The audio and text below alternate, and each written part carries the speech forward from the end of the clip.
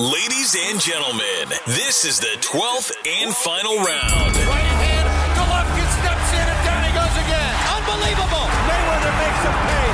What a rookie mistake. A sensational left hook by De La Hoya. It's facts. I'm the best. You know what I mean? Sometimes I don't want to believe it myself, but it's the truth. I'm the best. I'm going to show you how great I am. From Southern California, this is the Last Round Podcast. Welcome back to this week's episode of The Last Round, episode 134. Whether you're listening on Apple Podcasts, Spotify, Stitcher, Boxing Social, Geo7, which is the mobile app, I believe, in the country of India. Shout out to our listeners in India, of course. Wherever you're at, however you're listening, we appreciate it. We definitely appreciate it. Busy weekend of fights this past weekend. I think in the last several months, or at least in the last 6 months, I think it was probably one of the busiest, if not the busiest weekend of fights. We had fights in Texas, I believe in Mexico, you know, those novelty fights, if that's how you want to describe them, you know, our boxing's version of YouTube fights, I guess, if you want to categorize them like that. But yeah, there was a lot of action. There was a lot of action this past weekend all over the world, and boxing, that's why boxing is truly a global sports. But jumping right into it, fight reviews this past Saturday, the 19th of June, from the Virgin Hotels in Las Vegas on ESPN. The monster, Naoya Inoue, gets the third round KO over Inoue-Dasmarina's. Inoue retains his WBA and IBF bantamweight world titles. He finished him with a body shot, which is his go-to punches. Those body shots are always nasty from the guy. I mean, like, he has some of the best technique in all of boxing. You know, I would say that it's him and Canelo in terms of techniques and how they place their punches. They're very crisp. They're very, I mean, what's the word? They're on point. You know, they're very technical and they land with efficiency and power. It's beautiful to see. It's beautiful to see if you're a fan of the sport of boxing. Obviously, what do you think about the Monsters' win, Mike? Just great. Another great performance. Like you said, he doesn't really waste a lot. His punches and technique are just brilliant. His footwork's brilliant. Just the more you watch him, the more you just kind of fall in love with his style. And then he also seems like a really nice guy. Obviously, he doesn't speak much English, if any at all, but, you know, he comes across like a very, you know, genuine person. It was great to see, you know, Donaire there at the press conference, you know, taking pictures together. Obviously, kind of talking about and trying to set up that rematch later down the line. But Inoue, I don't know whether you agree, but Canelo, pound for pound, number one. And I think after this performance, Inoue probably pound for pound, number two. I don't know whether there'll be many people that disagree. I could agree with that. I mean, like, even if you don't have Inoue at number two, you at least, I don't think he could be any lower than number three, at least in the top three. But I could agree with that. Canelo number one, I think undisputed number one. I think you can't not have him number one. And number two, I could agree with the monster being at number two. I mean, the guy really has cleaned out all these little lower weight divisions. I mean, we touched on Donaire being there, and, you know, we'll touch on his fight a little later in the episode. But Inoue started, what weight class did he start? I think he's moved through three. 112? Yeah. Right. So he 112, 115, and now he's at 118, right? Yeah, I think he skipped flyweight. He just skipped flyweight, went straight up to bantam. I think so. You're right. So, I mean, the guy, that's typically how, at least how we view, you know, resumes, and especially if you go up in weight classes and you're cleaning out these divisions. I mean, how can you not give credit to a fighter like that? And he's knocking these guys out. And then, you know, obviously we touched on Donaire. Donaire was one of his most recent fights within the last year or two. And Donaire arguably gave him the toughest fight of his career up until this point.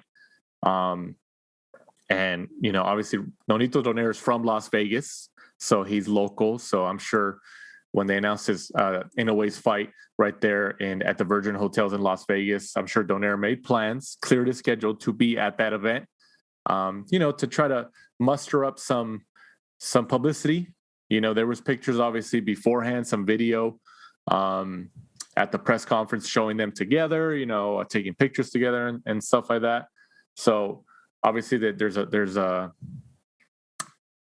they're trying to market maybe hopefully a rematch, assuming Donaire wins his next fight. Like I said, we'll touch on him a little later in the episode. But I mean, do you think that, because Donaire essentially is without Heyman and Showtime, do you think that the boxing politics, obviously, that we always talk about, Top Rank, Showtime, Al Heyman, PBC, what have you, can they make that fight realistically between Donaire and the Monster? Because yes, they're awesome fighters, but it's not like you're having you know, Errol Spence and Terrence Crawford. I think that political mess is a lot worse than Donaire and the Monster, which I think they can make and they could come to an agreement on.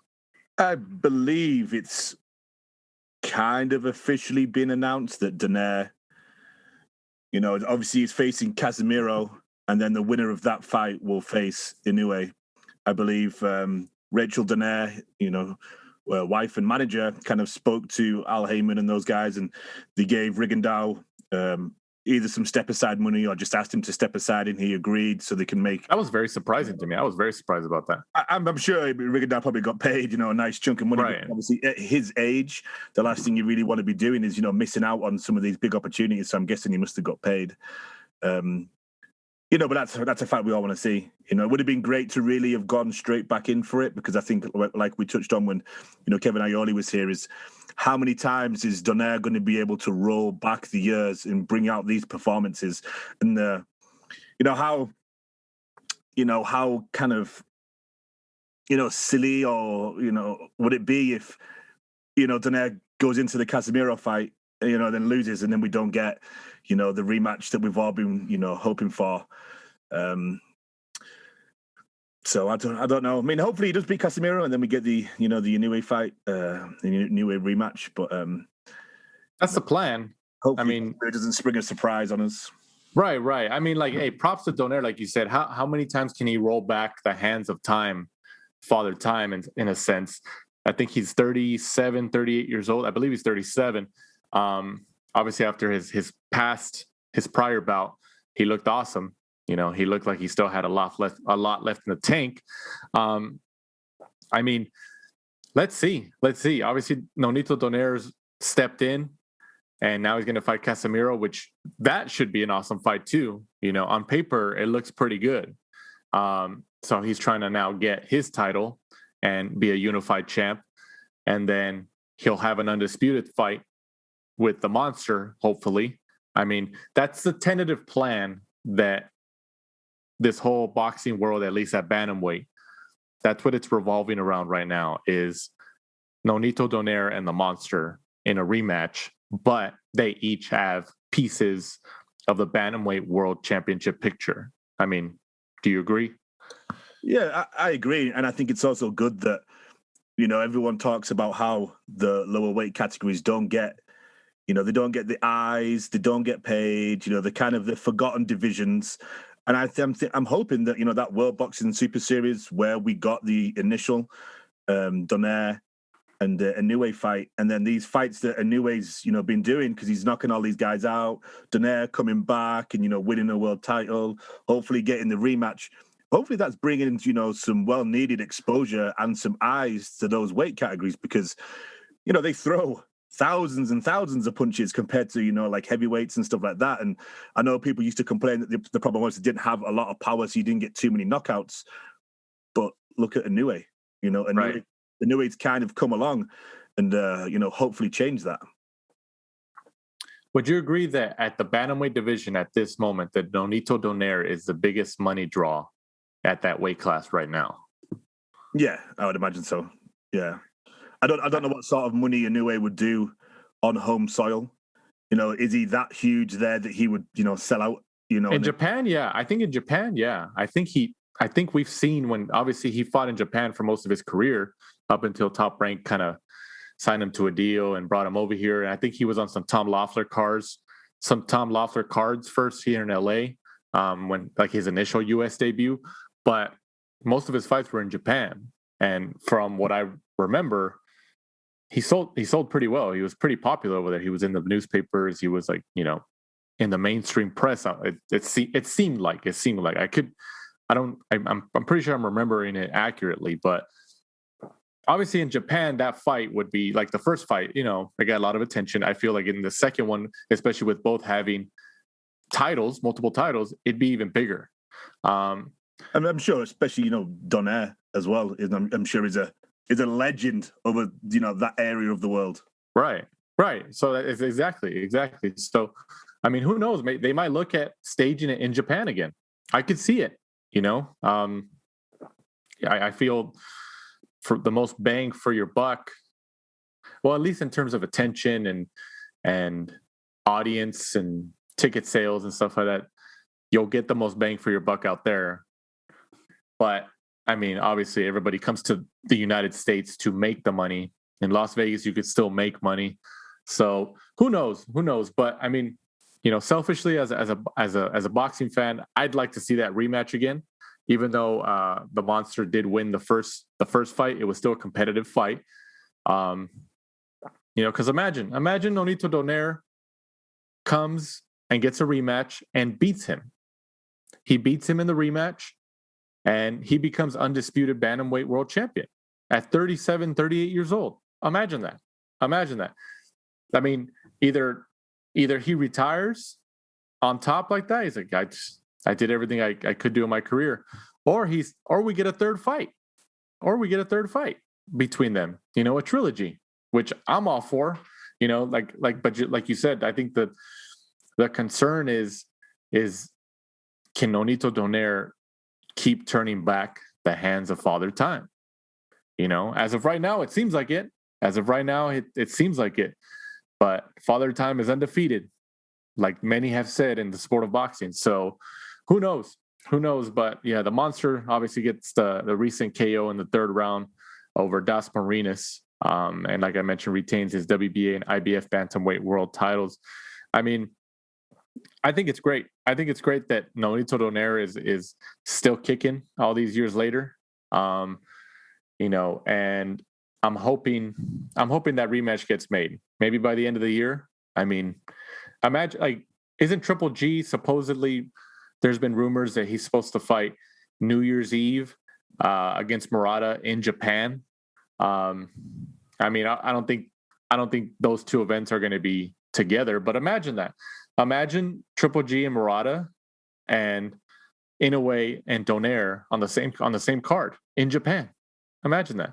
I think one of their biggest arenas over there is the Tokyo Dome. I mean, I would think just based on what we've seen that they could sell that place out for an event like that. I mean, obviously, because of the promotional politics and networks, that's not going to happen. But just imagine that. We could get Donaire Inoue unification matchup, undisputed matchup at bantamweight by the end of the year, and then we'll get Triple G and Murata by the end of the year as well, or pretty much on New Year's Eve. So, yeah, I mean, Japan has some chances to get some pretty exciting fights over there, But I mean, if you had to put your money on it, where does Donaire Inoue land? I think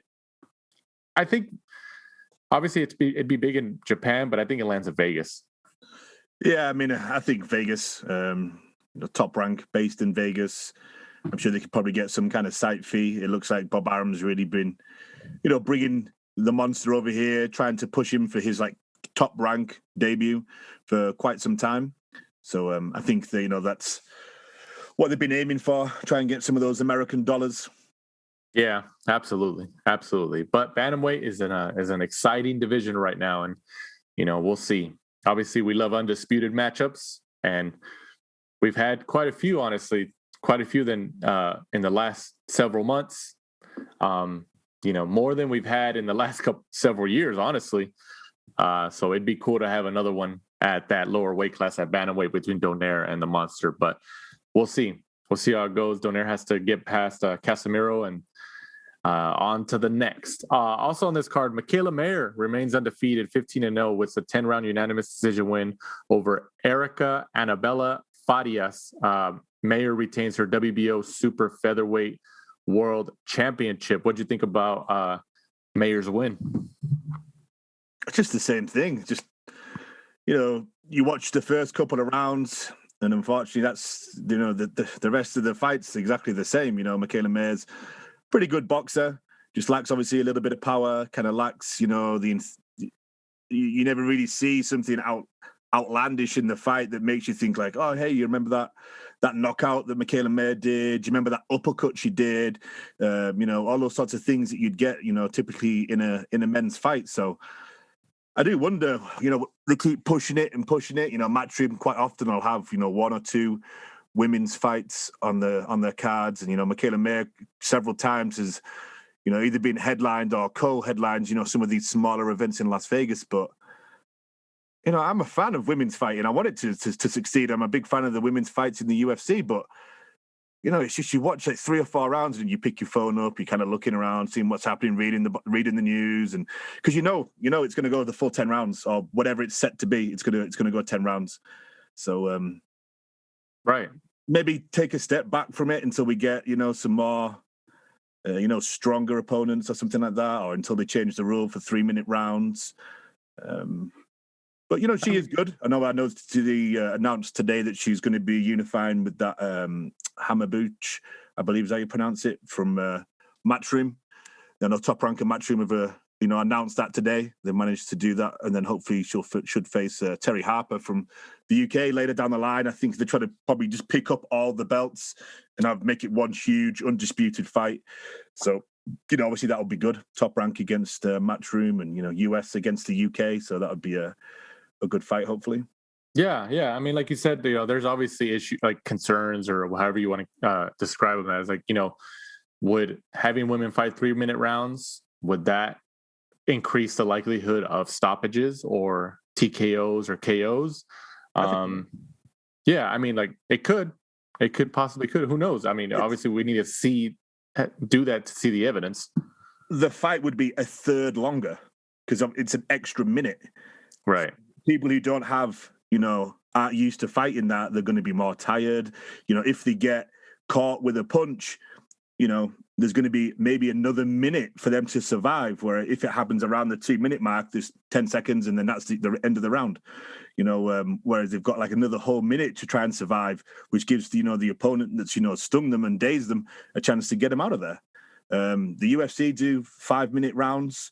Bare knuckle boxing is the same rule as far as I've known when I've watched it for men and women. Right. What's the difference?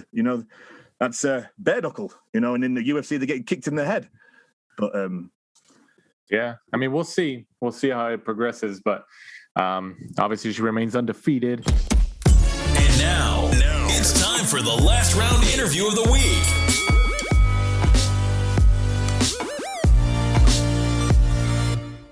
Adam BluNose Lopez joins us on the last round this week. Thank you for joining us, Adam. Yeah, no problem, guys. Glad I could be here. So as we were just talking about just before we started recording here, you're in Mexico supporting, you said, your roommate who's also a fighter. Can you tell us, and you just had your own fight this past weekend, and now you're in another country, flew out there, I believe you said yesterday or earlier today. Give us some information of what you're doing down there and the event. Yeah, I just fought on Saturday. Got back from Vegas Sunday, and then we had a flight on Monday to Guadalajara, and then from Guadalajara we drove over here to Colima, Mexico. So I'm here with my boy Marco Check Diaz and Right Hook Roxy. It's her first promotion, so she'll be fighting. My boy Check's fighting, and another kid from our gym is out here fighting. So I had already made plans and told them I'd be here. So, I gave them my word. I'm here to support, here to, give any help I can to the young and up-and-comers. She must be the world's youngest promoter. Yeah, she is. She's doing her thing, man. She's making big moves. Yeah, she's out of your gym, right? Yeah, she is. that's with Buddy McGirt. Do they both train at Buddy McGirt's gym? Yeah, they both train at Buddy's gym. Oh, okay. So I'm assuming you guys see each other all the time, right? We're in the gym every single day. So, obviously, like you mentioned, you had a fight this past weekend. Some controversy there. There was some people who said that you won, and some people said that Dogboe deserved the win. We wanted to get you on. Obviously, you're a local guy. We're also here in Southern California, in the LA area. So we had talked about before. We were planning for tonight's episode. Like, well, let's get Adam Lopez on, man. There's some interest in his fight. There was a lot of stuff that went on. It was a competitive fight. So let me just preface it by the scores of this bout. It was 95-95, 97-93, and 96-94. Tell us what your reaction was at the end of the fight when it finished, when the bell rang. Did you think you did enough to win? I thought I did enough. I thought worst case scenario it would have been a draw. I was like, they might push for a draw to make a trilogy. I was like, I could see them try to push for a trilogy. It was a great fight. Isaac's a great fighter. So I was like, maybe it's a draw, push for a trilogy. See who wins the second one, and then push for the third one. And they gave him the fight, and I was like, damn. I did not see that. I know he won the early rounds. I know he took the early rounds. I was not all there in the beginning. But he started fading, and I saw that. And my coach told me to box the whole fight, but I made the decision to press him and put the pressure on him, and he couldn't handle it. Did the fast start just surprise you, Adam? Is that why you kind of lost those early rounds? I knew he was going to come out fast. I knew he was going to come out fast and hard with big shots. He's a strong fighter. He's a good competitor. But not a lot of people know that I had just had a very bad weight cut going into this fight. The day before the weigh-ins, I had to cut 10 pounds. Oh wow! And, I was struggling. I was not comfortable. And then we got to the weigh-in, and I knew I was going to come in heavy. I was up to I didn't sleep the night before. I was up till 3 a.m. trying to cut the weight. And once we got to the weigh-in, I told my coach, Ivan, I was like, look, whatever I come in at, that's what I'm fighting at. I'm not going to go try and lose more weight. I've already tried everything. I was running. I was in a sauna suit outside. It was 115 degrees. I was taking Epsom salt baths. I was doing everything I could. I was trying so hard. I came in, I was 0.4 heavy. They made me take my underwear off. I was 0.2. And I said, that's all I got. I can't do nothing else. I'm sorry, guys. I tried. And they're like, look, just give it a shot. It's 0.2. Just go for a walk or something. I was like, I've been walking all morning. Trust me, I've been trying.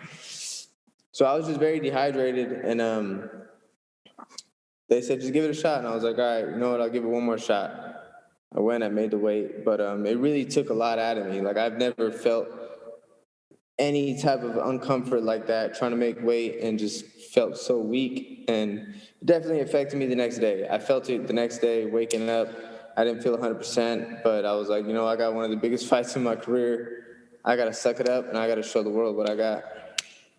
What happened for that weight cut? I mean, what was there something specific that happened during training camp that you just knew it was going to be a bad weight cut? No, I had a great camp. One thing, it was the first time I worked this with a nutritionist, and he had me on certain supplements that made me heavier during camp that I wasn't comfortable with. And I told him, I was like, yo, I'm kind of heavy. Can we bring it down? He's like, no, just trust me. The weight's going to come down perfect.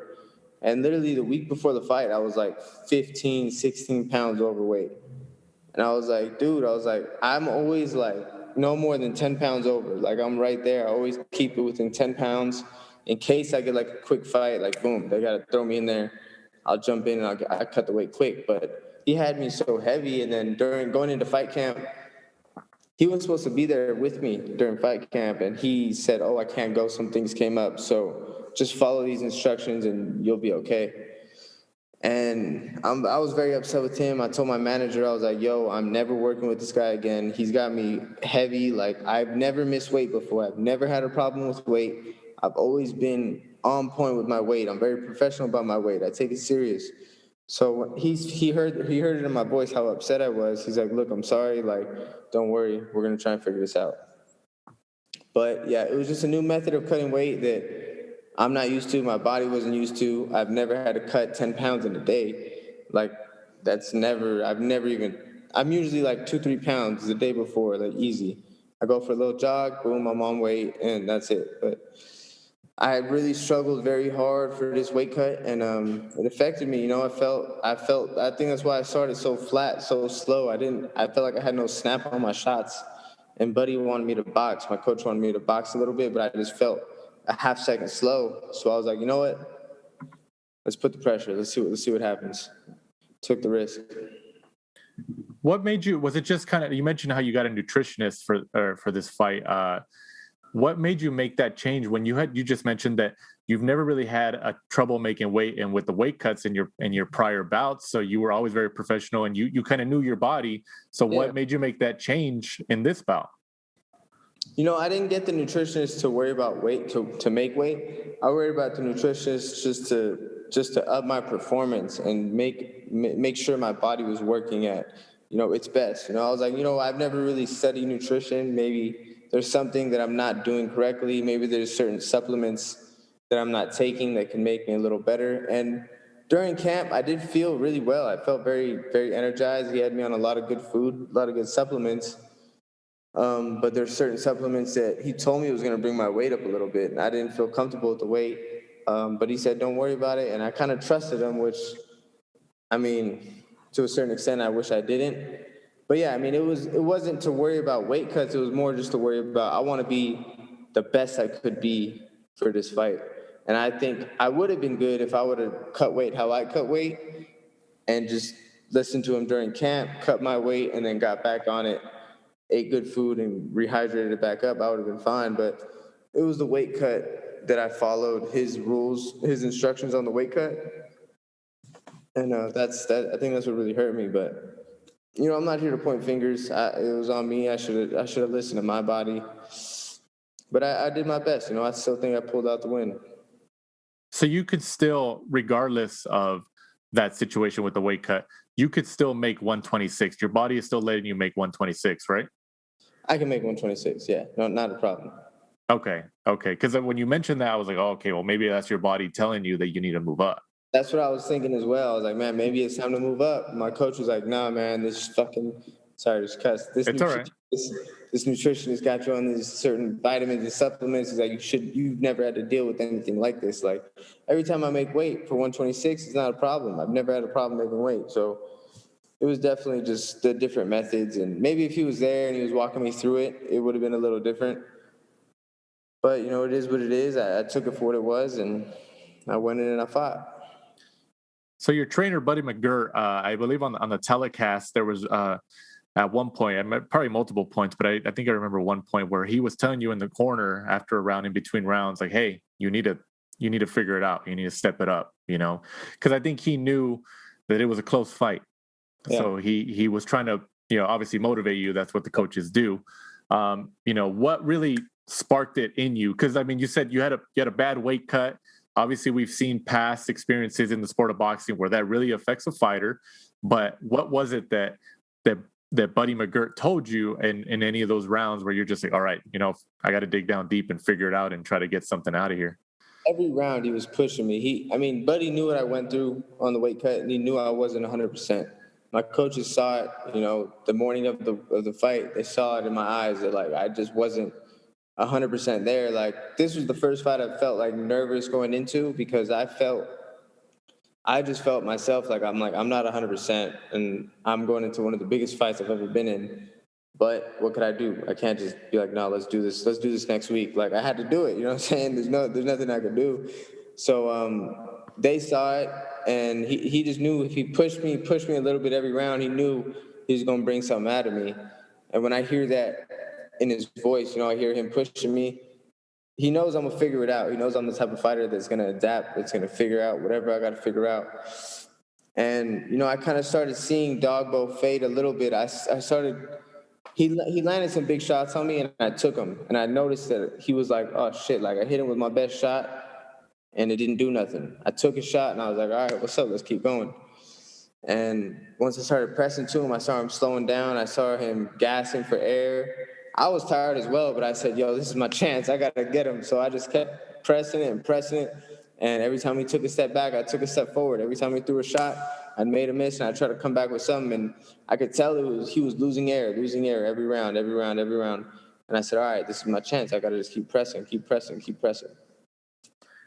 You had a late rally. I think that's what a lot of people are remembering about the matchup was your late rally, which I think really kind of made the fight as close as it was. You had that last bit of gas in your tank, so to speak. Was there one shot or maybe a combination of shots where you knew in those later rounds where you knew, okay, I think I can probably. Did it cross your mind that you could probably stop him? I didn't think I could stop him because I didn't feel like I had the energy in the tank. I didn't feel like I had the snap on my shots.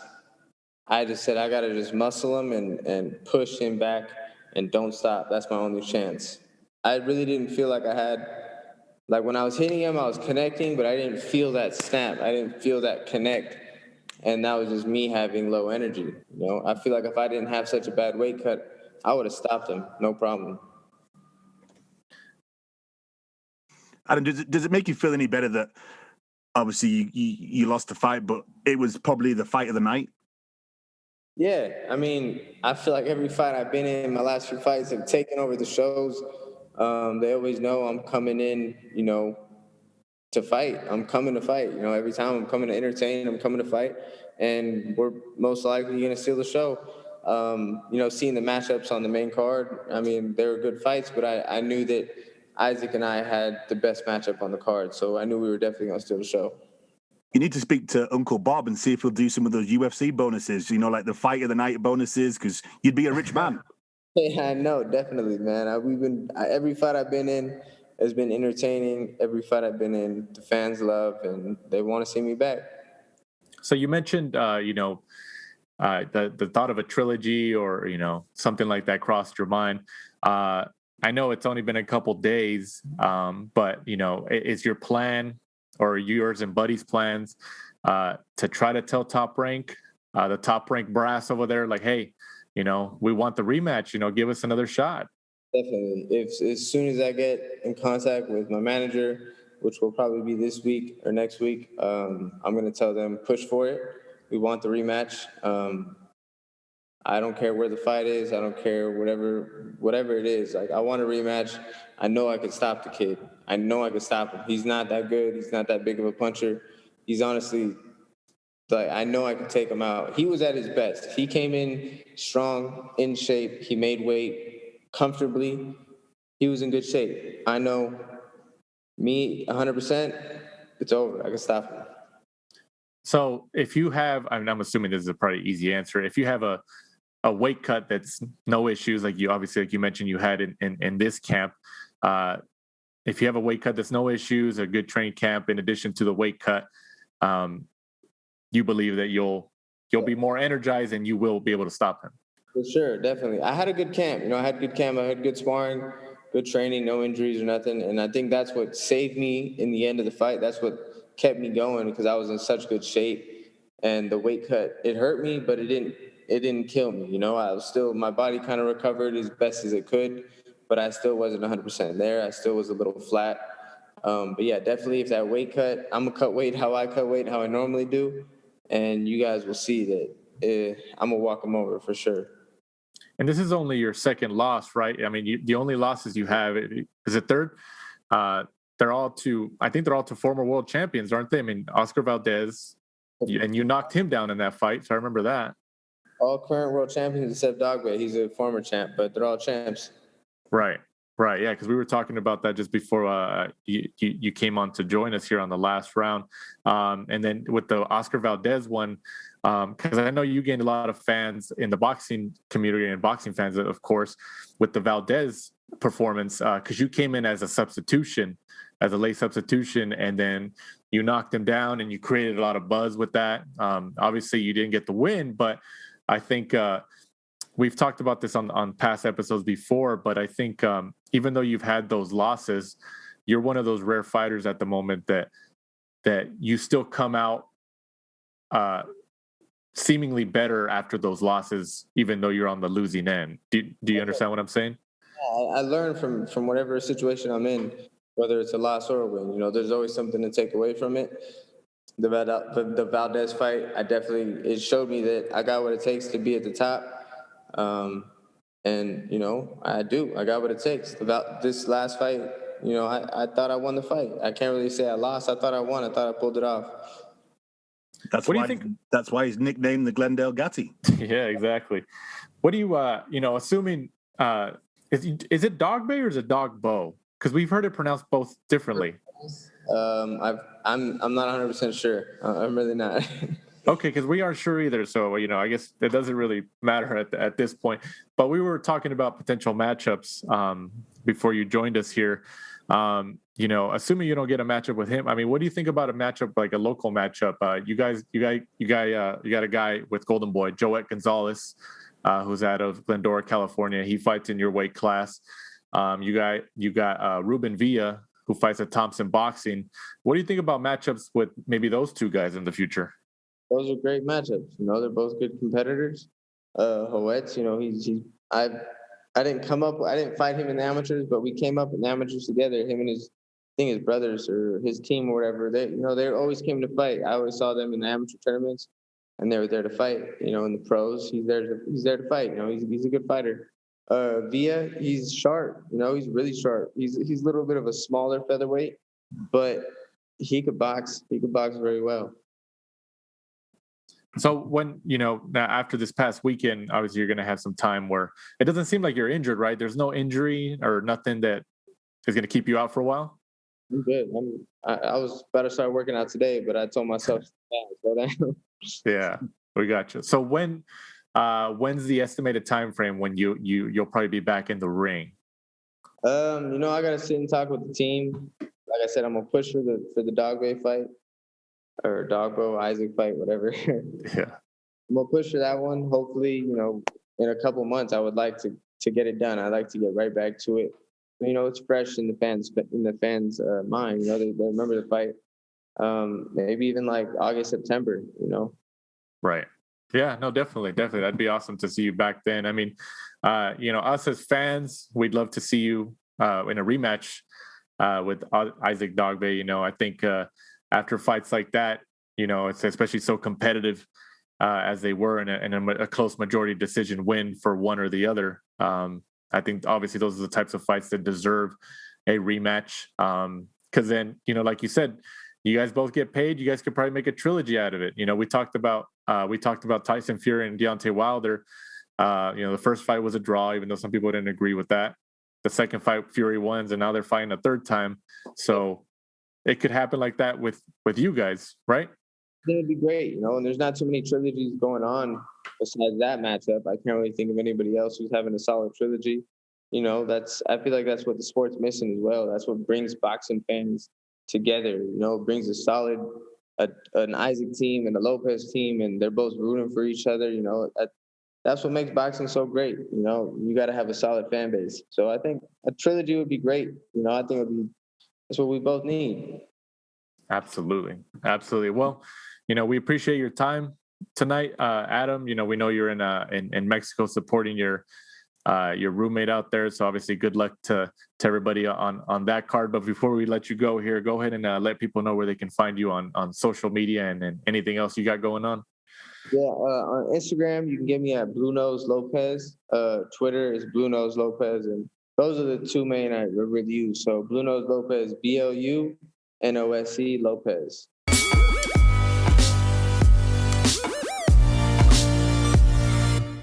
Also, this past weekend from the Don Haskins Center in El Paso, Texas, on DAZN, Jaime Munguia remains undefeated, 37-0, with the win over Munguia-Szeremeta. This was for the WBO Intercontinental Middleweight Championship. What do you think about Munguia's win? I actually thought he looked better. I actually think he'd improved, because before you always used to see him that he kind of just was always the bigger, stronger guy, and he kind of just muscled his way around, managed to kind of beat people down, because when he fought like Spike O'Sullivan and also when he fought Dennis Hogan, well, Dennis Hogan beat him, to be fair. Obviously, it was just in Mexico, and, Munguia got a gift. But even when he fought Spike O'Sullivan in patches, you could see that Spike was managing to actually kind of outbox him. But Munguia, the problem is he was just so big and strong that when he did land, it would just take so much out of you. But now I honestly think he's starting to box a little bit more. I thought he picked his shots rather well. And, Szeremeta, obviously, recent loss to Triple G.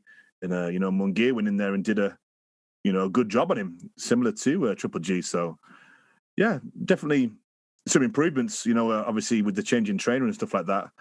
It was good to see him out of there, because at the time he was they were pushing him, but there really wasn't much there. And the fact that he had a world title before, his skill set was there. I think we both kind of said that, he's going to come unstuck, but, they've slowly but surely managed him to kind of maneuver him around and avoid, some of the dangerous opponents that, he may come out to be a good world champion, later down the line. Look at his... He's still very young. Exactly. He's already 37-0 with 30 KOs. Right. So, slowly but surely still, even at this point, I think he still has some improvements with being in the middleweight division. There's a lot of killers at the top. Right. And Szeremeta, like you mentioned, he fought Triple G before. Triple G obviously beat him too. I think he stopped him as well.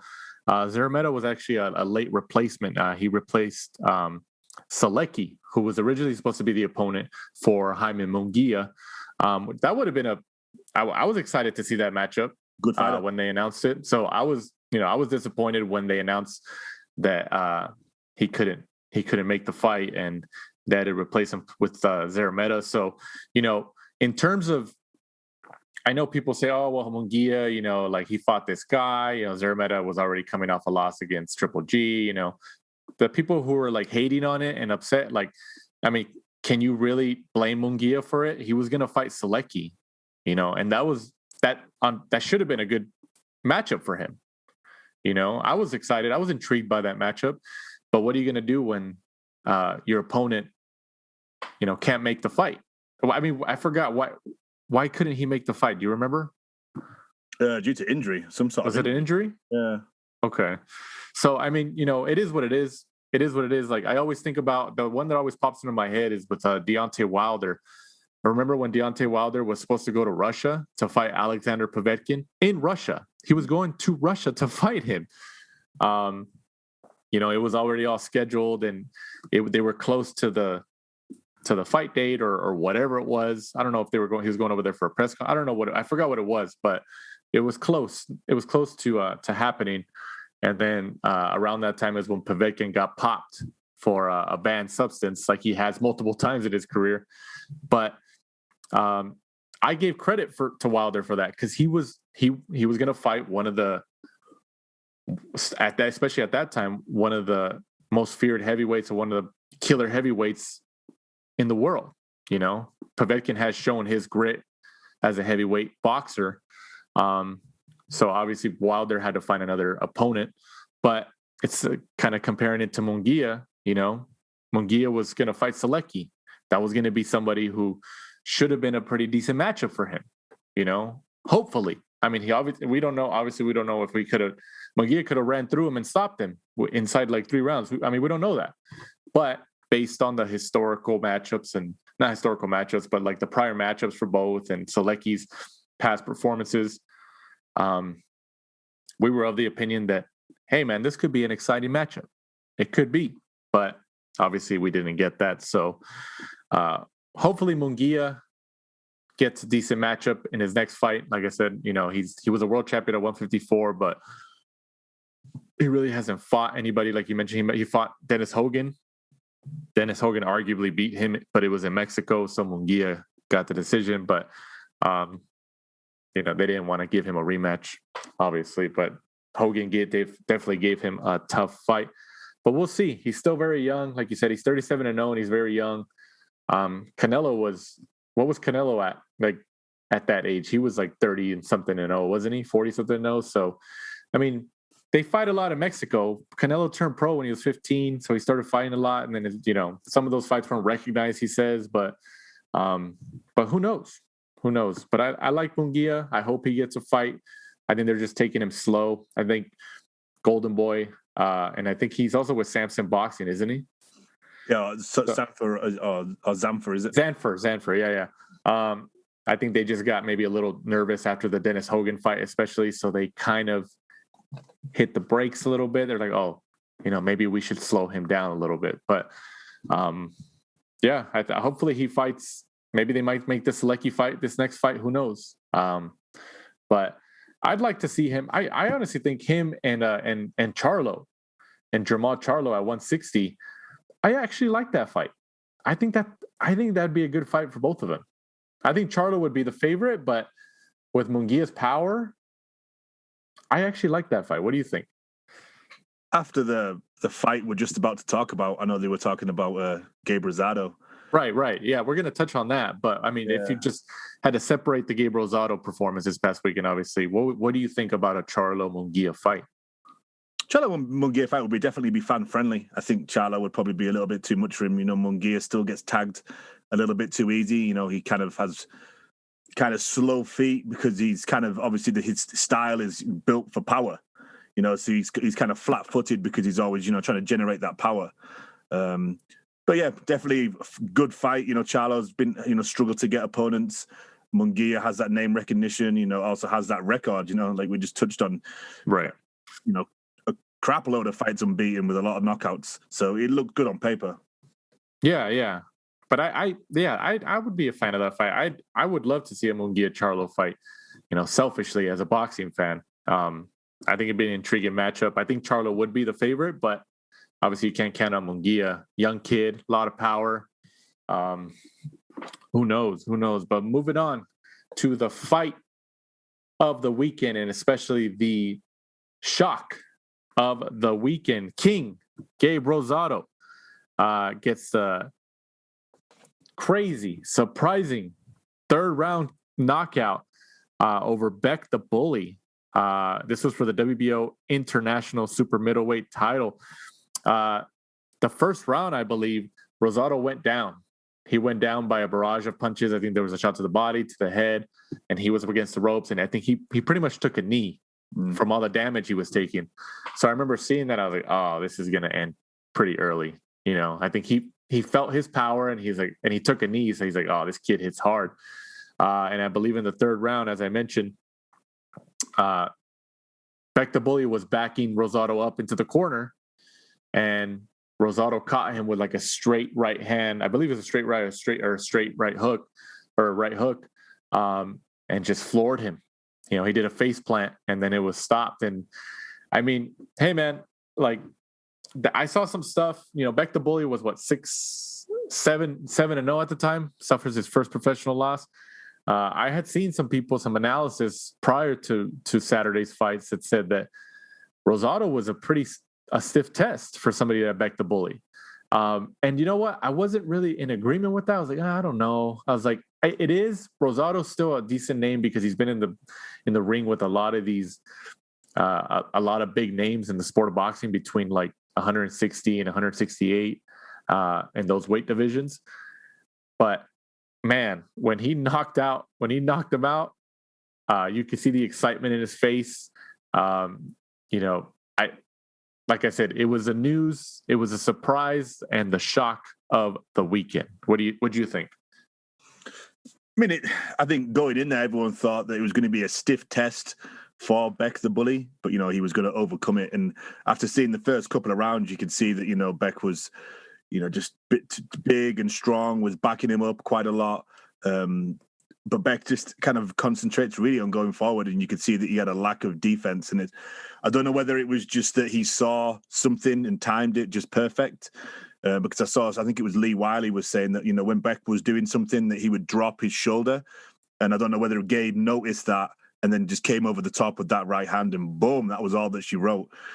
Every time you see someone kind of face plant, that's it. It was a sweet shot. Yeah, it was a beautiful shot. Perfect. Perfect timing, straight on the money.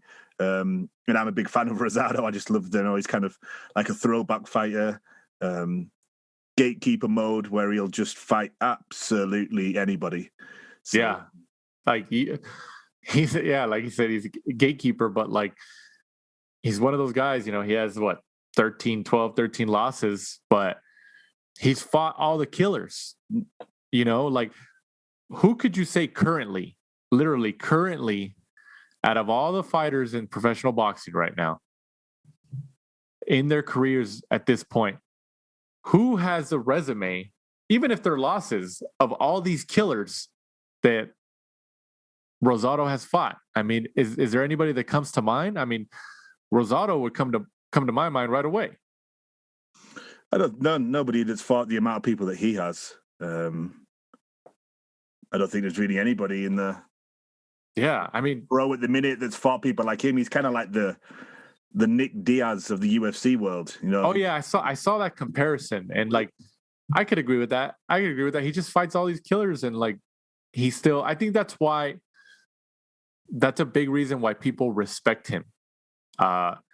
Even though he has a lot of losses, like I don't think he's necessarily ever been written off by a lot of fans because he always shows up and he's like, yeah, I'll take the fight, and he fights these killers, Triple G, close fight with Jacobs. Jacobs. Some people say that he beat Jacobs. Yeah, exactly.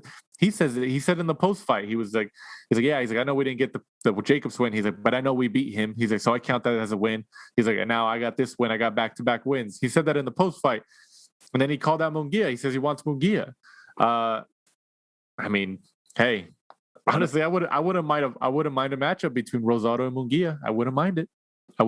I mean, I think this fight was at 168, wasn't it? Yeah, super middle. So Rosado, I'm assuming would go down to 160 for Munguia, right? I would imagine so. Yeah, I mean it's fan-friendly fight. It should be easy to make, and it's not an opponent. The weakness that Munguia has is people that box on the back foot, stay away, and that's not what Rosado would do. Rosado would just meet him in the middle of the ring, right? Have it out. Whereas when he fought Dennis Hogan was just popping and moving, and Munguia with his very slow, flat feet couldn't catch him. Which is not what Gabe Rosado would do. So for us fans, it would be a great matchup. I think Freddie Roach has really gotten a lot out of Gabe Rosado. He's obviously been training with him the last few fights. And Freddie Roach is obviously one of the best trainers in the world. He has been for the last several years. And I really think he's tapped into Rosado's determination, a lot more of his determination as a fighter. And, let's see if who knows? Imagine that story. Imagine Rosado keeps winning. He fights a Munguia, and for some reason he beats Munguia, and then he goes on and he gets into a world championship picture again. He gets a world title shot again. Like imagine that story. But like you said, he's one of those fighters, one of those rare fighters. He doesn't back down for anybody. He'll be like, yeah, I'll jump in there. And how many pictures in boxing history is there of Gabe Rosado with a bloody face, all these bruises and bumps? How many pictures are out there like that? But you see that and you're just like, man, this guy, he knows like it's going to be a tough test and he'll jump in there, man. He'll jump in there. But yeah, man, I like the fight. I like Rosado. He was obviously very excited. Would you categorize it as the biggest win of his career? Everyone seems to say so. And obviously, since he didn't get the nod on the night for Jacobs, I could say it possibly is, especially with the potential that we all think Beck the Bully has. Right. Maybe this victory in years to come will look, a lot better down the line, when Beck's a world champion. Right. Yeah, we'll see.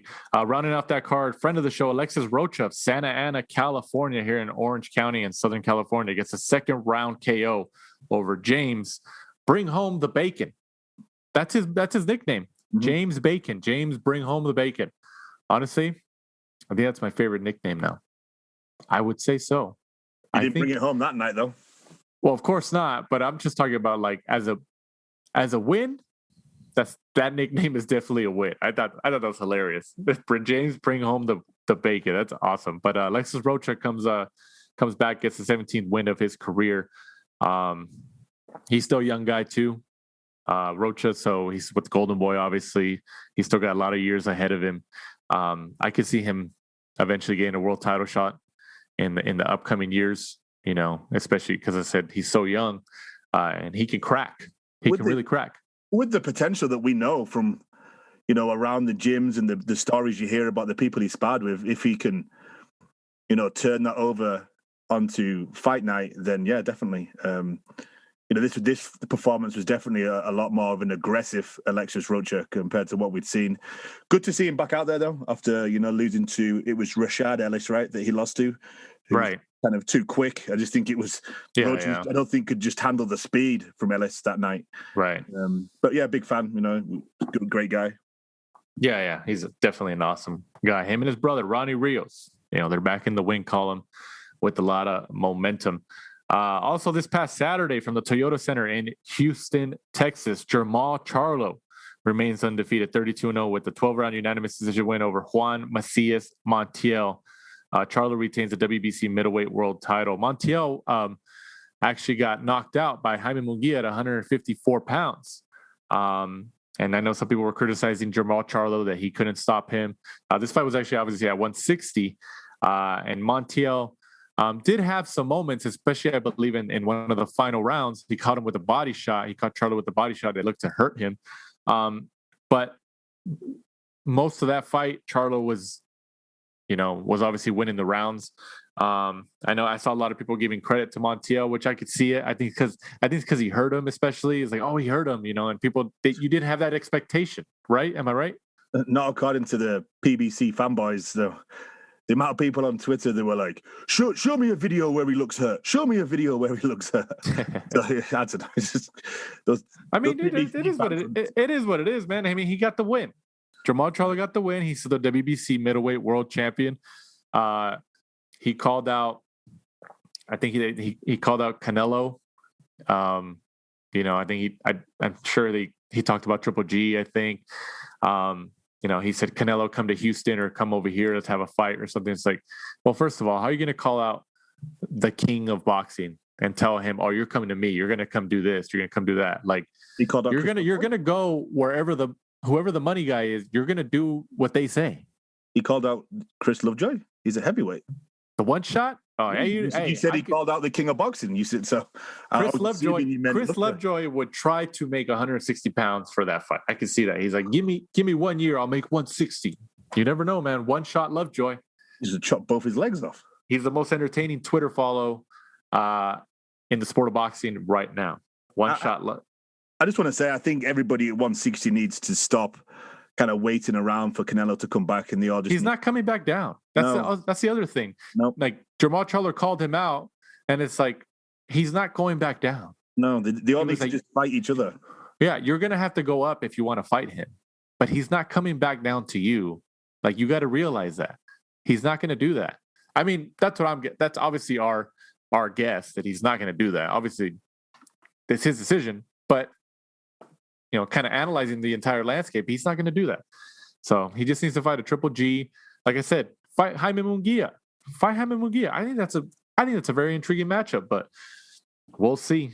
Moving on, fight previews this upcoming Saturday, the 26th of June, from Mexico on DAZN. Julio Cesar Martinez, 17-1, defends his WBC flyweight world title against Joel Cordova. What do you think about this matchup? We saw Martinez in Phoenix on the DAZN card on the Jacobs Chavez Jr. Undercard. But what do you think about this matchup, and what do you think about Martinez? Should be good. Big fan of Julio Cesar Martinez, one of the guys in the flyweight division that's kind of bringing eyes to it because he also, heavy-handed, a stablemate of Canelo. So, he loves to knock people out, just very unorthodox, just has that kind of stereotypical Mexican style that people say where he just puts his hands up and just walks you down all night. So, he's great to watch, fan-friendly fighter. So, I think he'll get the win and then probably move on to fight, some of the bigger names because he had a couple of injuries, didn't he? I think his last 2 fights both got called off due to injuries. So I think this is kind of a little fight for him to get back in because I think he broke his hand last time. Right. Getting back in the win, getting back in the ring, and then I'll see, on to some bigger names.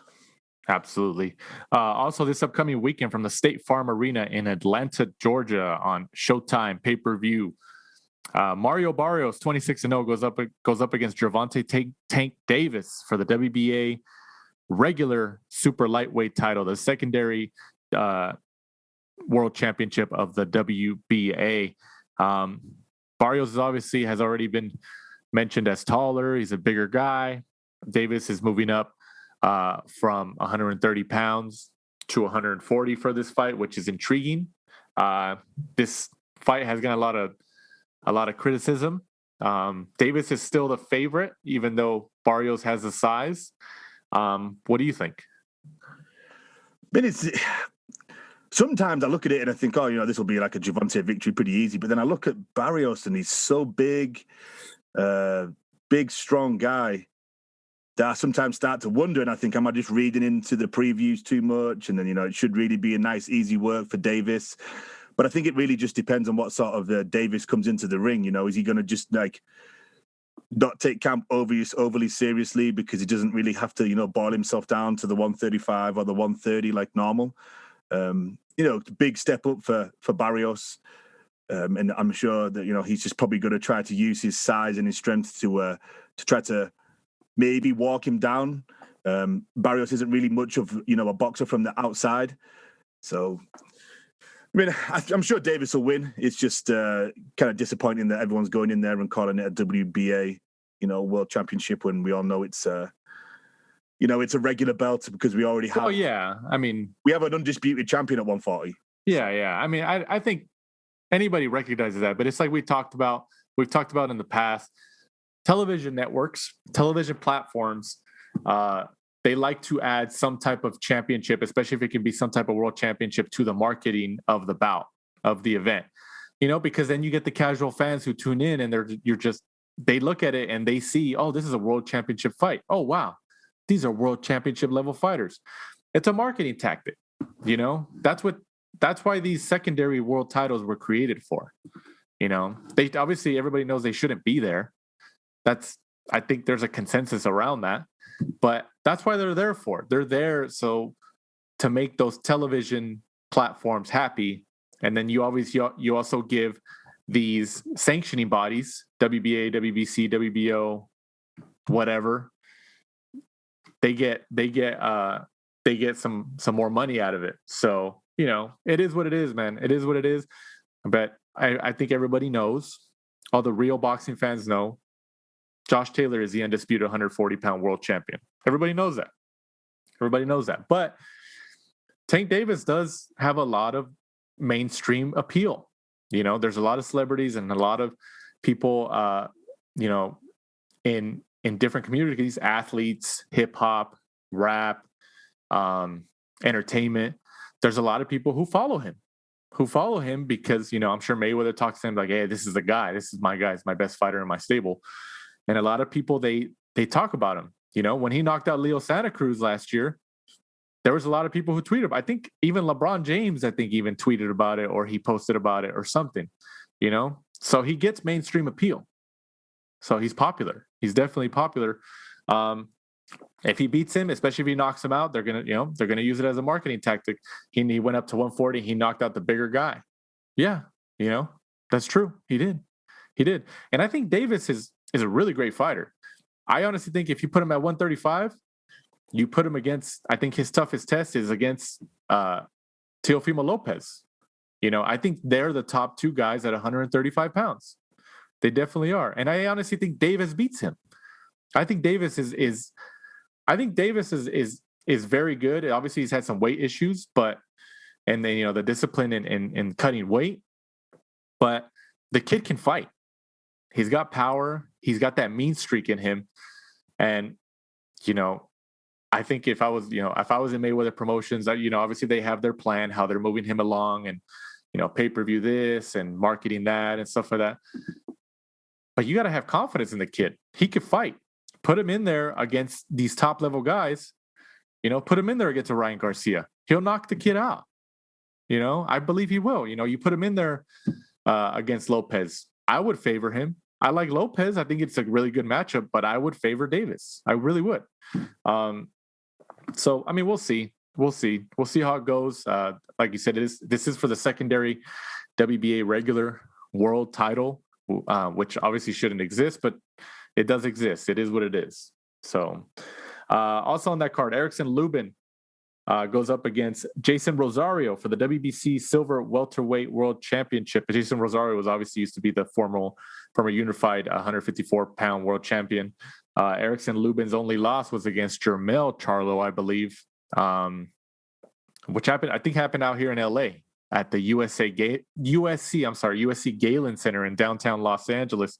What do you think about that matchup? Good matchup.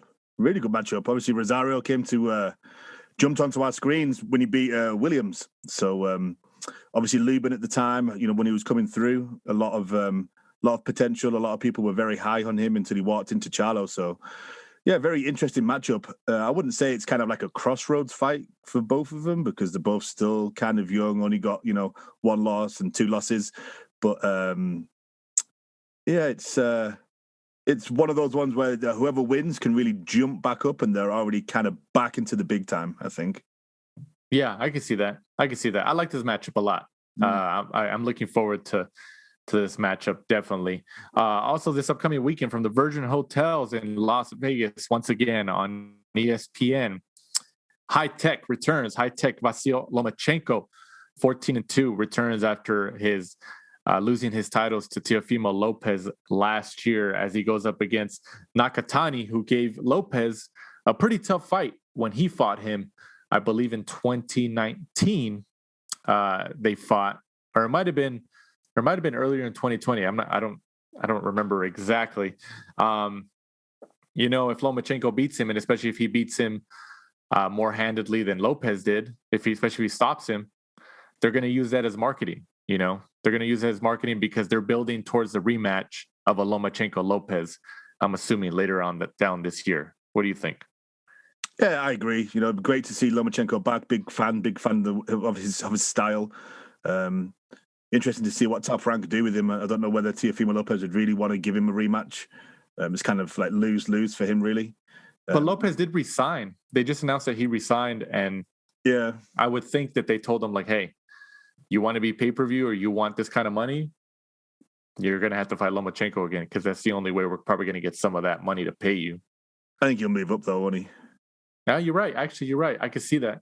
Who knows? It's a good excuse not to fight him. Yeah, I can see that. At the end of the day, he may have beat him on, that day at that time, but Lomachenko's just boxing IQ is unbelievable. They call him the Matrix for the reason. So I think if he had a rematch, it'd be a difficult night for Teofimo. Absolutely. News and notes of the program. Anderson Silva, your favorite MMA fighter of all time, gets a decision win over your old favorite boxing fighter of all time, Julio Cesar Chavez Jr. I think everybody was surprised about this. There hasn't been really that much success of MMA fighters stepping into the boxing platform and beating actual boxers. But of course, this happens to the one and only Julio Cesar Chavez Jr. Actual boxer. Mm-hmm. He is a fighter. The son of the legend, Mike. Come on. Years ago. The son of the legend. I mean, what was your reaction to that? When he didn't weigh in when he came in overweight, I was kind of worried. I was like, okay, doesn't look too good. Has he been training? Is he just going to come in for a payday? And then when I saw the highlights afterwards, you could see that he needs to give it up. Even his dad said it. Both of his sons lost that night. One to Canelo's brother, and obviously him, Chavez Jr. to Anderson Silva, who, is just an MMA legend. Anderson Silva actually was pretty good, though. Was pretty handy for a boxer. He did have something about him. You can see he's obviously been in the ring and boxed quite a lot.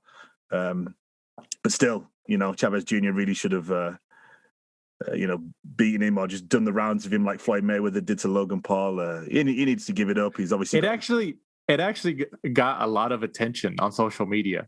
Chavez Jr., it got a lot of attention. Because he lost, I think, because of the fact it's kind of a shock that he lost.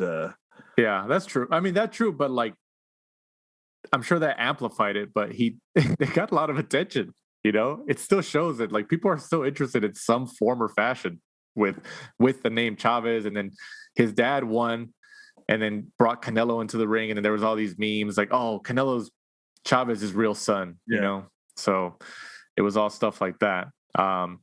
But also on the news and notes, Lance Pugmire of The Athletic has reported that WBC super featherweight champion Oscar Valdez will kick off his new multi-fight deal with Top Rank against the city of Rio gold medalist Robson Conceicao. I hope I pronounced that right.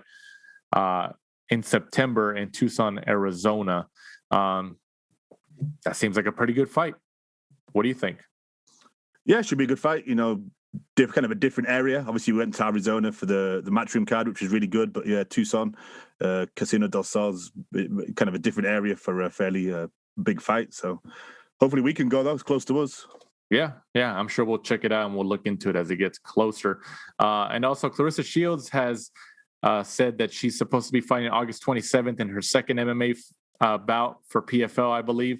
No opponent yet, but that's some news that was just recently reported. So we'll see. I'm sure we'll get an opponent as the weeks ahead. But once again, guys, we appreciate you guys jumping on or listening to us. Actually, whether you're listening to us on the car ride to work, on the train, maybe on an airplane, who knows? Maybe we're just playing in the background while you're at home or something. We definitely appreciate it. Also, please remember that we have shirts and sweaters on Fit Warrior brand. Check it out. Support us. It goes straight to helping the show and fund our travel trips to these events where we can get some extra content for you guys. But as we wrap up here, Mike, go ahead and let our listeners know where they can find us and follow us. Well, at The Last Round 12 on Instagram and Twitter, and join us next week. We'll be reviewing all the fights, and I don't think there's actually any fights to preview for the coming week. So very rare week. Week off. Absolutely. So once again, from my co-host Michael Shepard, I'm Danny Z. This is The Last Round. Thanks for supporting and listening to the show. Follow us at The Last Round 12 on social media. Rate, review, and subscribe. This is The Last Round Podcast.